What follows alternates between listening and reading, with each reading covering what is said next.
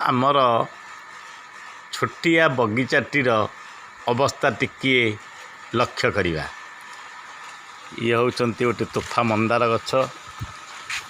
ଇଏ ହେଉଛନ୍ତି ଆମର ଆମ୍ବ ଟାକୁଆରୁ ସୃଷ୍ଟି ହୋଇଥିବା ଆମ୍ବ ଗଛ।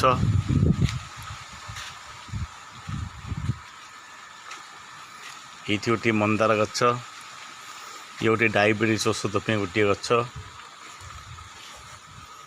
ଏଇଠି ଗୋଟିଏ ମନ୍ଦାର ଗଛ। ଏଇଠି ଗୋଟିଏ ବାସନା ଫୁଲର ଗଛ।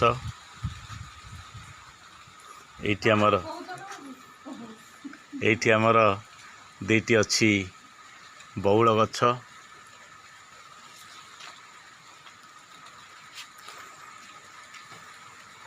ବିରାଟ ଆକାରର ବଉଳ ଗଛ। ଏଠି ଧଳା ଟଗର, ଗୋଟେ ସୁନ୍ଦର ଟାଇପ୍ର ଟଗର। ଏଇଠି ଧଳା ମନ୍ଦାର, ଶ୍ଵେତ ମନ୍ଦାର। ଇଏ ଆମର ଅମୃତଭଣ୍ଡା ଗଛ।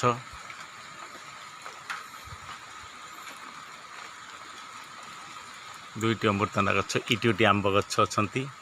ଏ ଟାକୁଆର ସୃଷ୍ଟି ହୋଇଛନ୍ତି। ଏଇଠି ବି ଫୁଲ ଗଛ ଅଛନ୍ତି। ଏଇଠି ମନ୍ଦାର ଫୁଲ ଗଛ ଅଛନ୍ତି। ଏଇଠି ବି ଗୋଟିଏ ଆମ୍ବ ଗଛ ଟାକୁଆରୁ ଆମେ ସୃଷ୍ଟି କରିଛୁ। ଏଇଠି ଗୋଟିଏ ମନ୍ଦାର ଗଛ, ହଳଦୀ ମନ୍ଦାର। ଇଏ ଗୋଟେ ତୋଫା ନାଲି ମନ୍ଦାର। ଏଇଠି ନଡ଼ିଆ ଗଛ ଯାହା ଲଗେଇଥିଲା ଆଜି ଫଳିବାକୁ ବସିଲାଣି। ପାଖରେ ଆଉ ଗୋଟେ ନଡ଼ିଆ ଗଛ। ଇଏ ଗୋଟିଏ ଆମ୍ବ ଗଛ।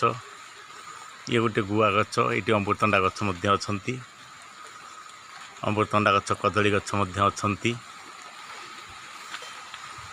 ଏପଟରେ ସଜନା ଗଛ ମଧ୍ୟ ଅଛନ୍ତି। ସଜନା ଗଛ।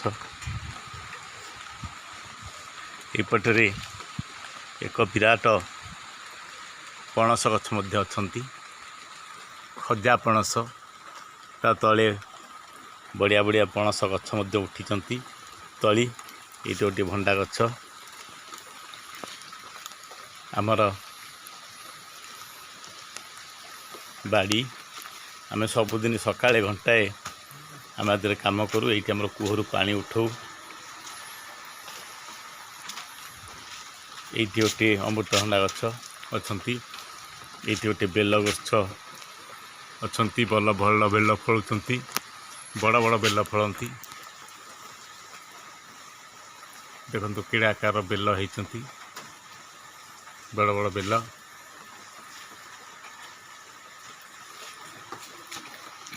ଏଇଠି ପାଖରେ କଦଳୀ ଗଛ ଅଛନ୍ତି। ଏଇଠି ଆମେ ଭଗବାନଙ୍କର ସ୍ୱରୂପ, ଯିଏକି 24 ଘଣ୍ଟା ଆପଣମାନଙ୍କୁ ଅକ୍ସିଜେନ୍ ପ୍ରଦାନ କରନ୍ତି। ଗୁଳ୍ମମାନଙ୍କ ମଧ୍ୟରେ ତୁଳସୀ ବୃକ୍ଷମାନଙ୍କ ଭିତରେ ଅଶ୍ୱସ୍ଥ, ଯିଏକି ଆପଣଙ୍କୁ 24 ଘଣ୍ଟା ଅକ୍ସିଜେନ୍ ପ୍ରଦାନ କରନ୍ତି। ସେଇ ଆମର ଅଶ୍ୱସ୍ଥ ଗଛ।